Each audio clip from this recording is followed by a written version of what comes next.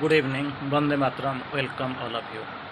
So this evening we are going to discuss a almost an exclusively important topic, that is on morality and spirituality.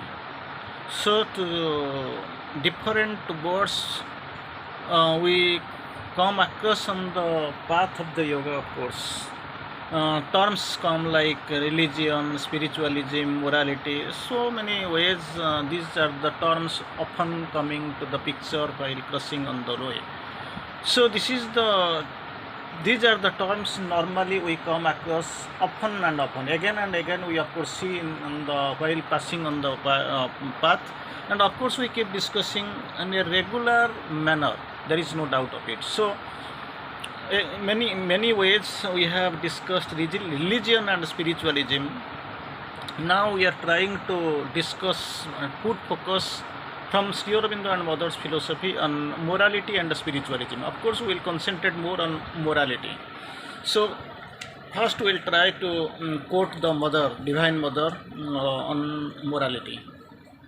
Mother beautiful quotes starts like this: you have no right to dispense with morality unless you have no right to dispense with morality unless you submit yourself to the law that is higher and much more rigorous than any moral law. So we have got our laws. Normally, these laws we are putting. It is coming out of our mental structure.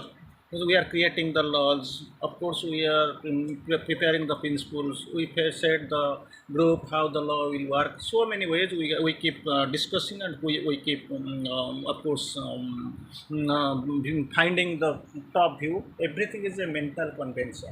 Thing is that here, Mother, suppose somebody wants to break away, suppose somebody tries to dispense with, suppose somebody tries to deviate the moral laws and moral principles. Naturally he has to submit himself to a law that is higher and much more rigorous than this mental or moral law.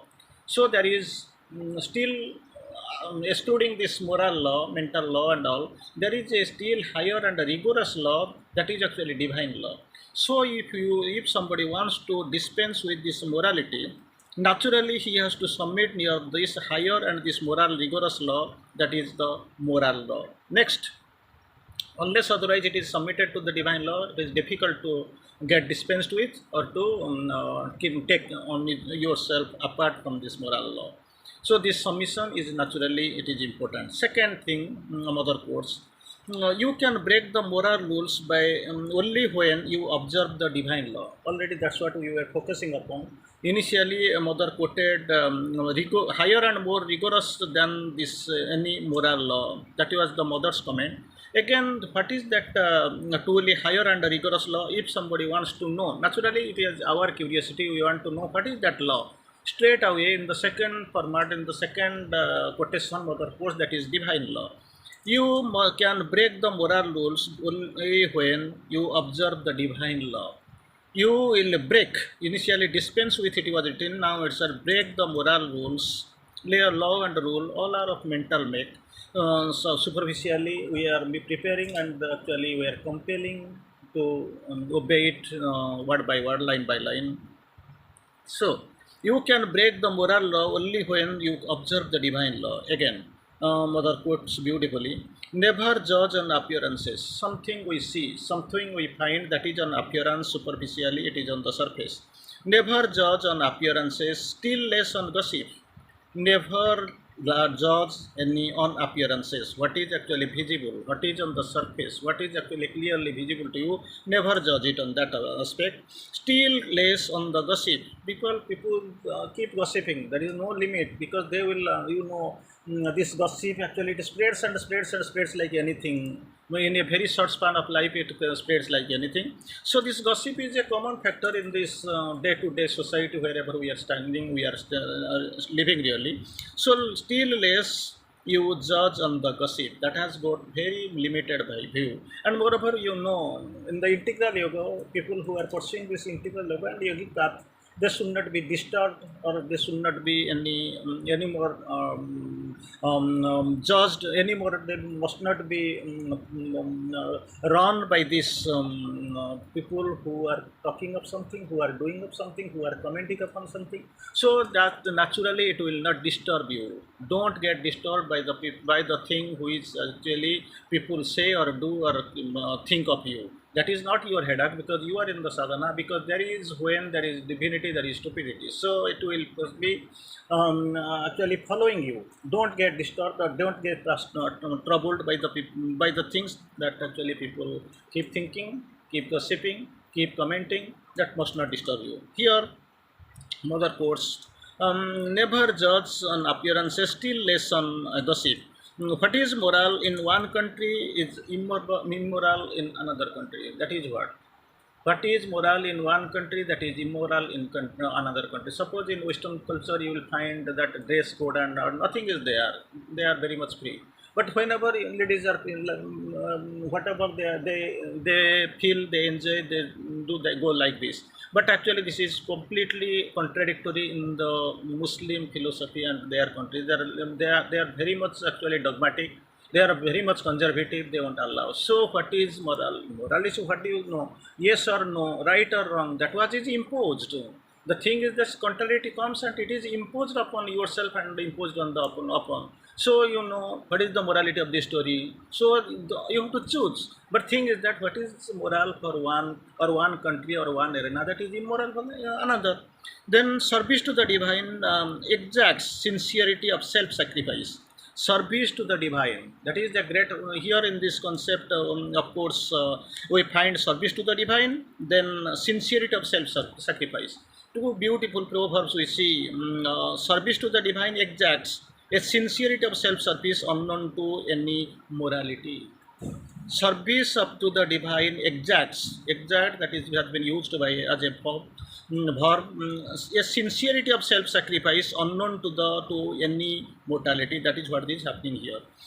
So after this term, we will proceed for Sri Aurobindo's writings on this morality, and a little bit, of course, we will go for the spiritualism. Sri Aurobindo quotes, all morality is a convention.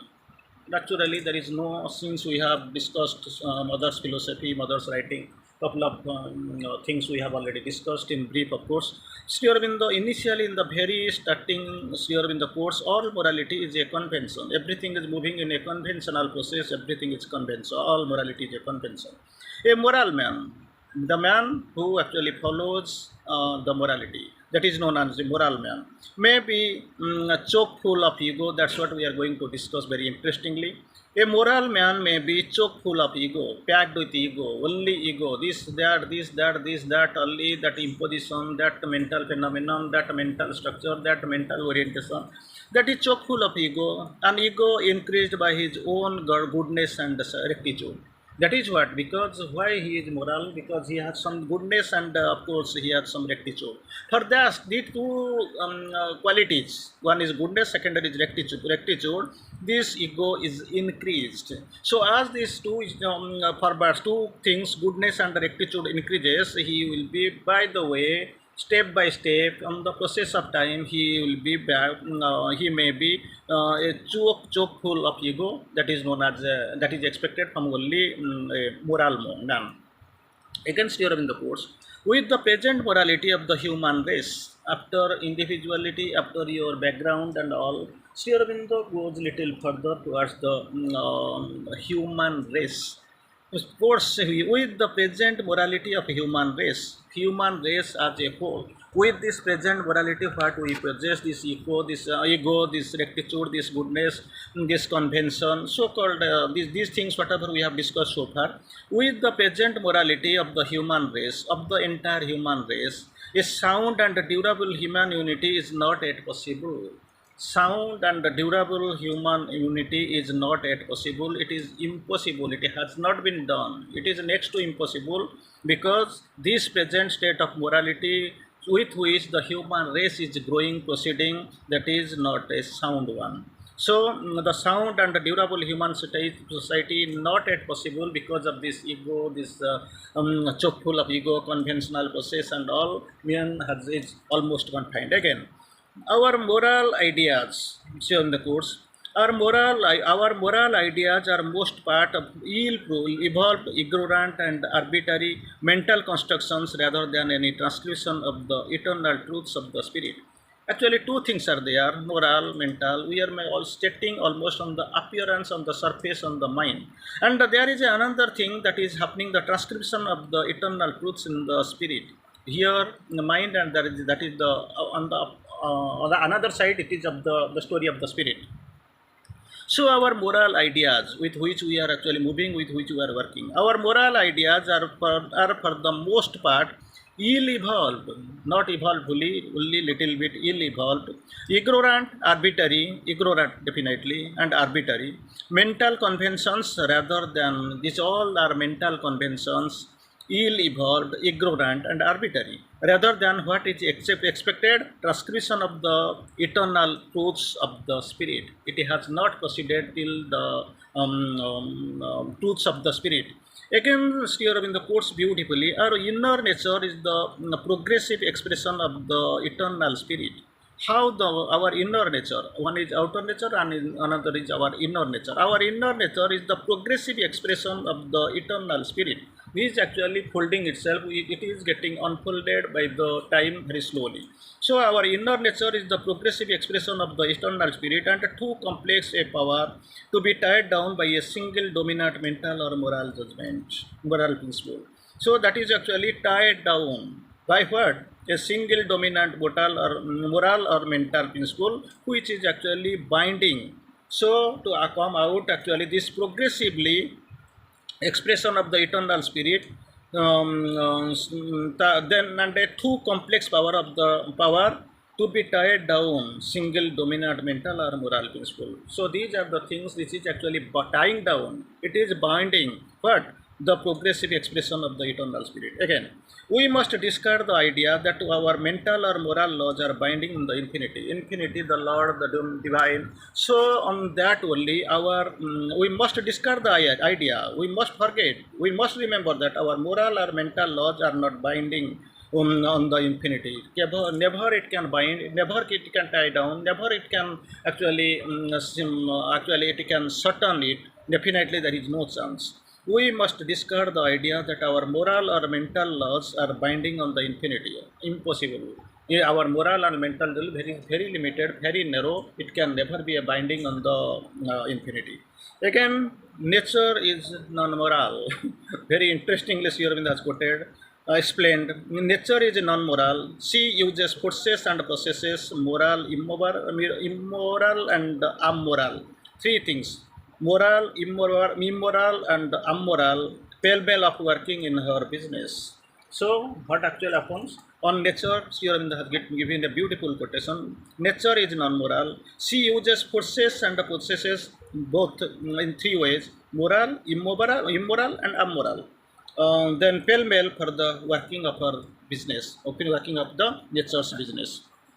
Then here to conclude on this thing very interestingly, Sri Aurobindo has quoted the difference.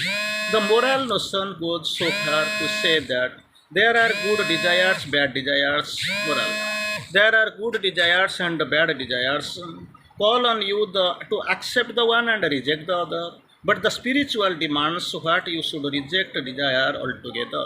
That is what the requirement of the time. So we have to go and see against during the course. There is a great difference between spirituality and morality. Two things that are constantly confused.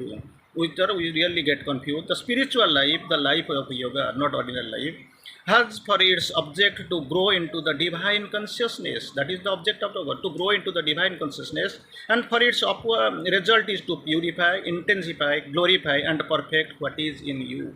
That is what the requirement, that is what the call of the object of the spirituality, and not the morality. Of course, you have to cross the limit, you have to know and go obey to the divine law.